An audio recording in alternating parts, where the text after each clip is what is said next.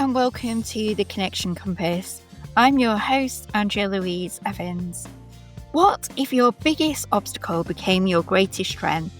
Today we meet Michelle Steiner, teacher, aide, writer, speaker, and photographer. Living with a disability, Michelle has met many obstacles, but as she shares her story today, we hear how mindset, resilience, and the right support around you can create breakthroughs to success. Hi there, Michelle, and welcome to the Connection Compass. It's lovely that you're here. I was wondering, for the people who are listening, would you be able to share a little bit about yourself? Sure, I would love to, Andrea.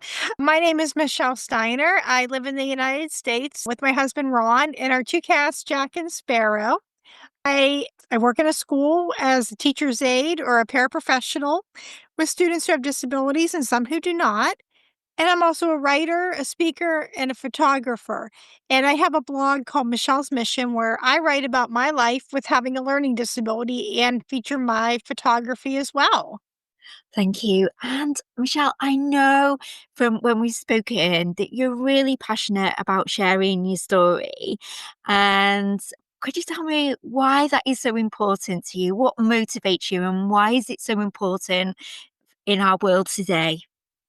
Things that just really motivates me is to be able to help other people have disabilities, because I think there's so many people that have disabilities and they think, oh, nobody else struggles with this, or I have this disability, I can't do this.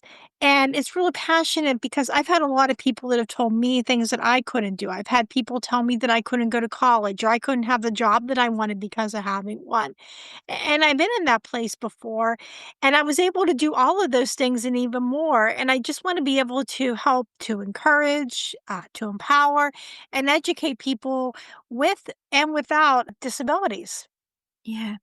When you were younger and you were growing up, and did you have an inner drive to do things? And then were you met with people saying, no, you can't do those things? And how did that make you feel at the time? Sure. Well, when I was very young, I doubted that I could do anything. I can just remember really struggling as a young child because learning was really hard for me. Socializing was extremely difficult for me. And everybody else seemed like they had good grades. They seemed like they had friends. And I just thought, well, I have this disability and nothing good can ever come out of it. And I'm really not good at anything. And then my dad found a story that I wrote about a dinosaur when I was in 2nd or 3rd grade and said, "Wow, this is really good." And he would read me stories every night when I was little. And once I got that story, it just reading and writing became my whole world whenever I was being bullied and just really struggling in school. And I was really lucky. I've had a great set of parents that were there to advocate for me, especially when I was younger. And I also a lot of the interventions that they were doing in the school were helping me with the classes, and I was in all regular ed classes by the time I was in high school, except for a math and a resource room. And that's also when I started thinking about the future. I knew I wanted to go to college. I was a little scared. I'm not going to lie about that because I was doing really well in all my classes with the supports, but I knew once I got out of school, it was going to be difficult for me. And I was especially concerned about the math because anytime I was out of learning support math, it just did not work out very well.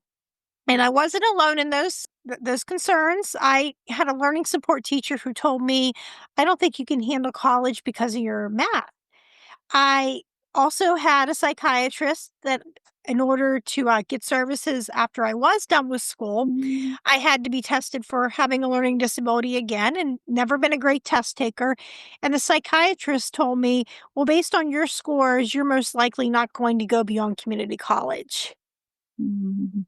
Get to community college, I had a professor that told me I was going to have limited job choices. And a lot of those things left me being really defeated.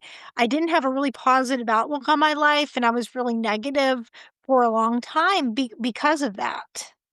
So, can we just go back a little bit to the story Sure. that you wrote? So, was that the story about the dinosaur? Have I understood that correctly? Yes. And Are you able to share a little bit about that story? What do you think was in there that was empowering? Was it, did you write something in there that was an empowering, almost like a message to your older self? Was the You know? I don't have a copy of that story, and I don't remember very much about it. I just remember what my dad said about that. And I can remember my 4th grade teacher, he was also saying, "Well, she wrote a story. This is what we wondered what I was looking for, because some of them were writing my classmates were writing reports, and I was writing a story." And I thought, "Okay, I must have done something, I followed those directions, and that was easy for me because when I write, I can be in my own world. I can write things how I wanna say them, and life makes sense whenever I do writing. Now, if you put a math in front of me or you put something else, driving or something like that, it's always going to be a struggle for me. But what I can do is I can read and I can write really well. Lovely. And so then fast forwarding a little bit, when you're in this place of Mhm. feeling really defeated, could you share a little bit about moving through that from that place of feeling really defeated and then pushing through that to the other side and feeling more positive? Sure, I'd be happy to. I can remember that when I felt really defeated, I didn't want to have the stigma of using disability accommodations, so I didn't end up using them. That was a really big mistake. My grades really dropped. And I can remember I was struggling in a class, and the professor saw that I was struggling. So I set up a time to talk to her. And she said, "Ignore my tirades in class." And she also told me, "Why don't we at least get you some extended test time?" And I took her advice and I did that. I was able to pass her class. I did not do well. I did tutoring along with that, but I did enough to pass. And I also was able to pass my other classes as well. Yeah. And that I was able to graduate with an associate's degree in early childhood education. I moved out on my own, and that was really a great thing because I can't drive because of my disability, and I love having my independence. And I was working some temp jobs, still really struggling. Okay, well, what is my purpose? But liking what I was doing, just liking that. But I always wanted more for myself. And be careful what you wish for. As they say, had to move back in with my parents for financial reasons. And during that time, my job was downsizing, and I thought, well, what do I wanna do? I thought, "Why don't I just give university a try?" I just really felt led to go back, and I did a lot of research. I found the program that had the least amount of math and the least amount of science possible, and it had disability accommodations, and a program that I loved doing, because if I wasn't going to like it, there was there was going to be little motivation for me to keep on going even when times were difficult, and I just had to have an interest to be able to do that, and I found one that I liked, and I went forward, and this time I used all the accommodations that they offered. I had extended test time, I had a note taker, and I also had tutoring when I needed it, and I also advocated for myself. I think that was the most important thing. I would go up to my professors and say, "My name is Michelle, I have a learning disability, and these are the services I'm going to need." And for the most part, they worked out really well. I had I made dean's list for a semester, and I was able to graduate with a bachelor's degree despite being told I couldn't do it. So I was really proud about that. And also, it was friends and family that got me out of that too. I can remember friends of mine. They could not, or my family, nobody could take away my disability, but sometimes I knew that they had a lot of support, especially friends. I can just remember being able to go out with them on the weekends, and just sometimes we would talk about the week and laugh and stuff about that. And I think just having that support was really key too. Yeah. That's really interesting about advocating for yourself. I've had a nursing career for 27 years, and a big part of nursing is advocating for other people. And I felt I could do that really passionate, but I'm absolutely rubbish sometimes at advocating for myself. So where does that kind of come from in terms of advocating for yourself? Is it, again, is it that drive? Is it like a, does it, I don't know, like a feeling inside and you're just like, "I need to say this for myself," "This is good. If I speak up for myself, I'm going to move forwards." Is it Right. I think advocating is really important for me because people can't see my disability. Yeah. So I need to tell people, no, I cannot, especially in my job. I have to let all my students know, or they will find out. No, I'm sorry, I can't help you with your math. I have to be able to tell the staff that as well because people can't see that about me. And sometimes when people will make assumptions based upon my performance if I don't tell them what's going on.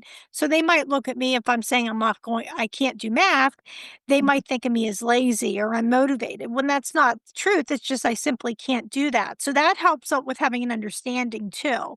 And sometimes I think it's also important that they know what I can do, because sometimes people, especially ones who have visible disabilities, when they go in for a job interview or whenever they go in to ask for accommodations or to ask for a job, a lot of times people already see that disability and they some employers are really hesitant. They might think, "Oh, that person's a liability," or "That person's gonna try to get us a lawsuit." And that's really not the case. If people really work together with having that, then we can have a really successful outcome. And that person with a disability can be a very valuable asset. But it's just learning how to advocate and how to speak up for yourself. I think is the key thing to that.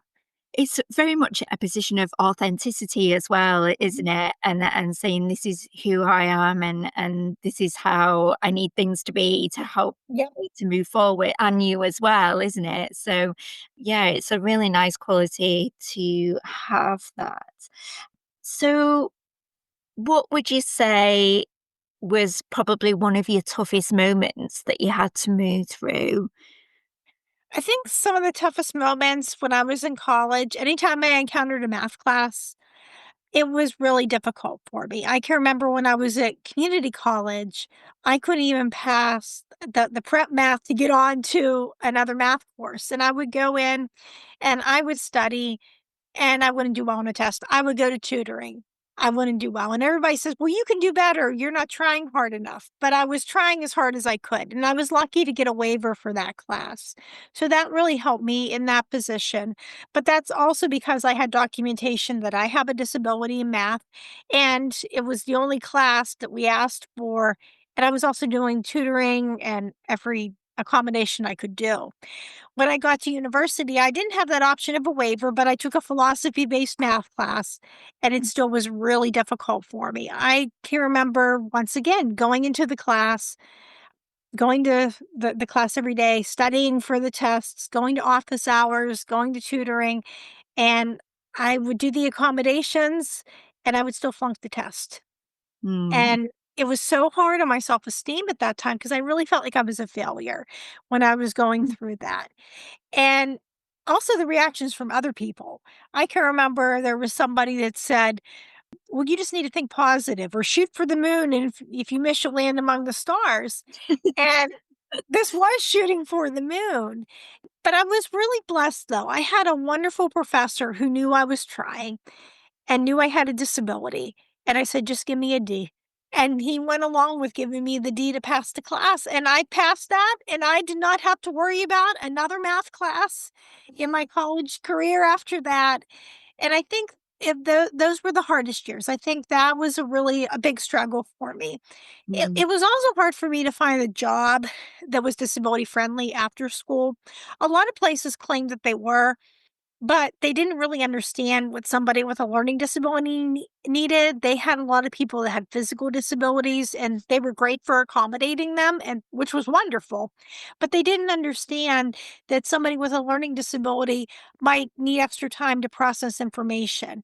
Certain job titles or job duties aren't going to be possible for me no matter how hard we try. So I think that was really hard to find the employer that understood the disability, what I was going to need, and to be flexible with that. okay. And through these years, and I suppose you've kind of told me a little bit, but did you have fears and did you have fears and self-doubts? Yes, I had fears and self doubt a lot of times. I would think to myself, I wondered how my life was going to go.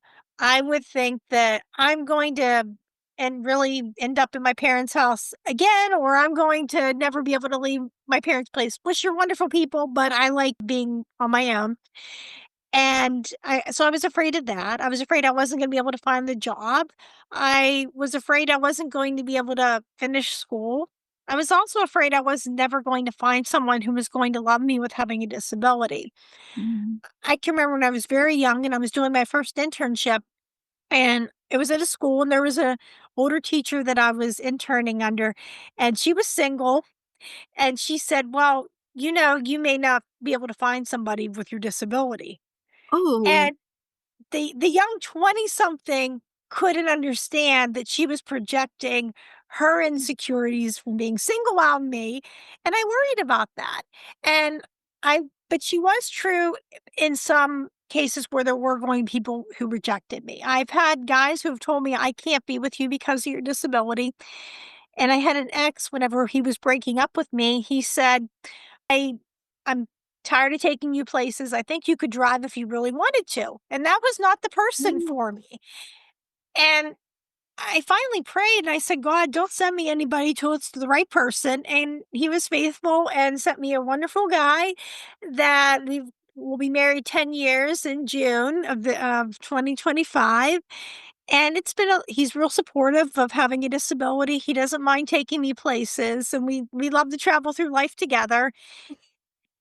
I found the right person, but I really worried a lot along the way that that wouldn't happen for me. Yeah. So now that you've surpassed those fears that you had, you've passed an awful lot and you've achieved so much. So, I mean, I think it's quite human, isn't it, to have fears and self-doubts along the way. Mhm. But knowing that you've surpassed all those fears, do you deal with your fears and self-doubt differently, do you think? No.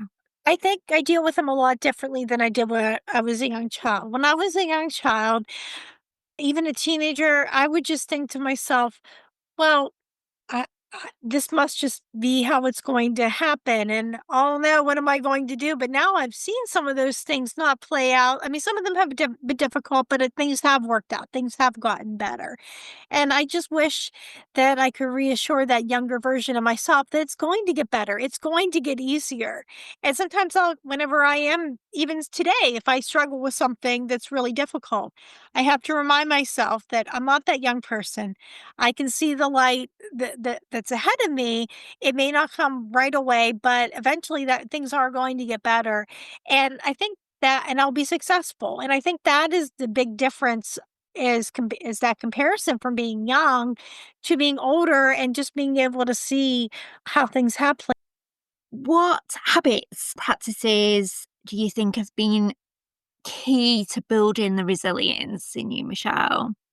Well, one of the things when I'm in school or if I had to learn something new is taking information in a little bit at a time. I've never been one that could cram the night before a test and do really well on it. I have to take information in slowly and a little bit at a time. Having that, and that goes with everything in my life, just a little bit of progress and then just keeping up with that has always helped me to be able to break things apart.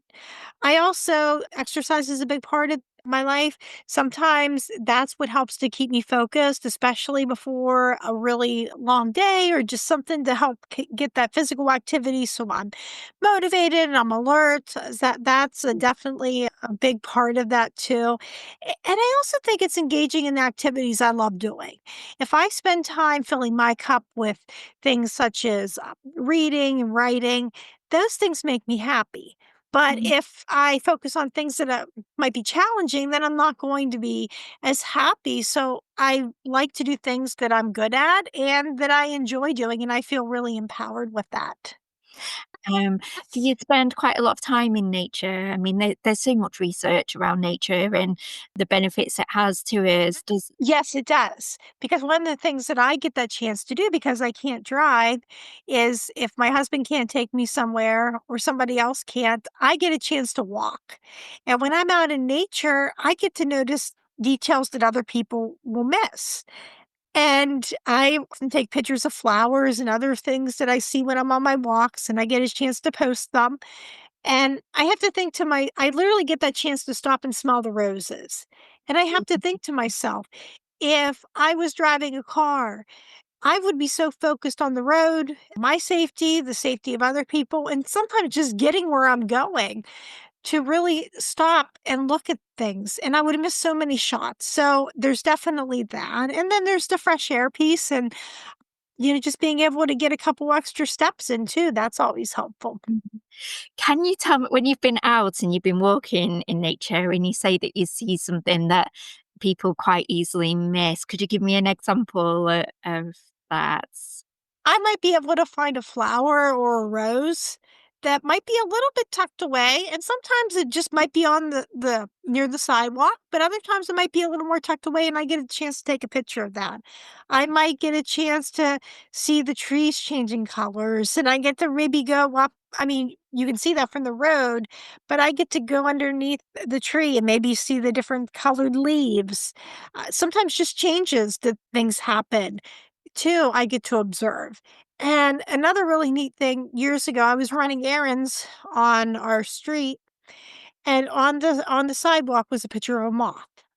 Ah. Just laying there, a big moth. So I got a chance to take that picture. And yeah, when you're walking around and you do see things, don't you, that you wouldn't normally see. I was walking. Oh, it was around the pandemic actually when we were able to go for our walk, and I there was this tree, or I thought it was a tree, one big oak tree, but as it started to lose its leaves over kind of the autumn period, I realized it was 2 trees, and they were leaning into one another, and it was just such a joy to see. And yeah, we really have some beautiful, inspiring things. We just have to Yes. notice them, don't we? And get out, Mhm, walk, or look up from the phone, and we'll see them. And it's inspiring, isn't it? It's heart mhm. lifting. So, do you think there was a specific turning point that helped you shift perspective and approach to life? I think one of the biggest turning points is when I was a teenager, I had a student teacher who told me that I could go to college because I knew how to study. And hearing those words was amazing because I thought, college? Oh, that's for smart people. Or and then when I heard there was people in school that had learning disabilities, that also shocked me too because I only knew of a lot of what the books were saying, men, and they all had dyslexia, not math disabilities. And her words really encouraged me to go after my dreams and to go to school. Mhm. And even when I was struggling at school, didn't have it all together yet, those were the words that I heard, and that just helped to get me through a lot of difficult times. Yeah. What is the best piece of advice you've received to help you persevere? Would you say it was that, or has there been anything else? Yes, that was one of them, but then I can remember my dad telling me all throughout those years that success doesn't always come in the package that you expect. And Mm. and what I found is he was right. Success hasn't come in the package that I've expected it to, but it's come in something even better for me. And Yeah. it was just seeing that after the fact that was so important. Yeah. Do you feel comfortable sharing what you thought it looked like? I thought success would look like I would go to college, I could do math, my disability would go away, I would become a teacher, and I could do all these things, and that's just not how it worked for me. I got to be comfortable being an aide in the classroom, which I still get that chance to work with kids, and I enjoy doing that. I still have a learning disability even after getting a bachelor's degree and graduating, it didn't leave. And I still cannot do math to save my life, but that's okay. There's other things that I'm good at as well. Yes. Yeah, it's not just about the math, is it? The world's No. bigger. The world's bigger than math sometimes. It's not the Yes. only thing. So, I suppose you've mentioned some people along the way, but who have been the key people in supporting you along this way? My mom and my dad were Yeah. the first ones, definitely, because they advocated for me. And before they let students go to their individual education plan meetings, my mom and dad would say, "Okay, we're going to your meeting. Is there anything you want to talk about?" And I would bring that up. They also explained my disability to me in simple, wage appropriate terms. And hearing that I was smart, my brain was wired differently, and that I learned differently was more helpful than what a lot of my peers were telling me. I also Friends have definitely been there along the way just to kind of support me. And also the staff that I worked with teachers. They could see A lot of them could see the potential that I had, and they pushed me in the areas they could push me, and they gave support in the areas they knew I needed it. Mhm. And I think people noticing those aspects about ourselves, it really shows a caring environment, doesn't it? It Mhm. it really shows a culture of care when people notice those our possibility and potential. Mhm. So it's, you know, it's really important that we have that in our world. What advice would you give to someone else facing what might feel like insurmountable challenges? Tell them to know what they wanna do, that's the first thing, Yeah. and then I would tell them to be able to find a way to do it, because there's just always something. It may not look like how you think it's going to look, it may not be the answer that you necessarily want or you think is going to happen, but be able to find a way to do that, and not to let it stop you get in the way of what you wanna do. To the people who told you that you couldn't do things, that you couldn't go to college or you couldn't go to university, what would you say to them now?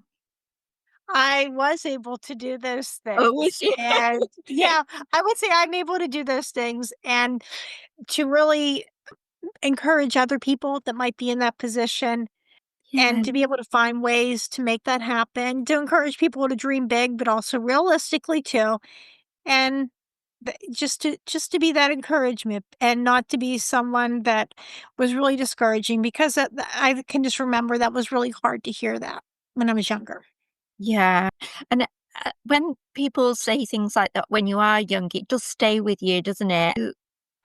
And sometimes it hurts or it impacts us even more than we anticipate it has done. You look back on it years later and you think, actually, that really did, that really did. It really did. Yeah. And it's still impacting me now.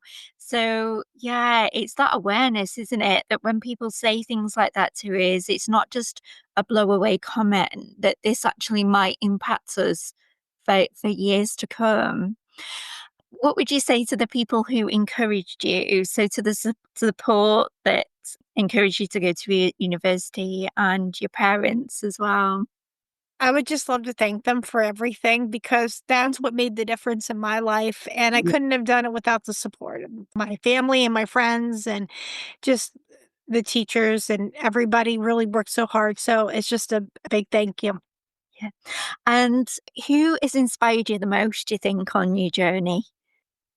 I think some of the inspiration that I've gotten has definitely been my dad. He's always been inspiring and encouraging for a lot of that.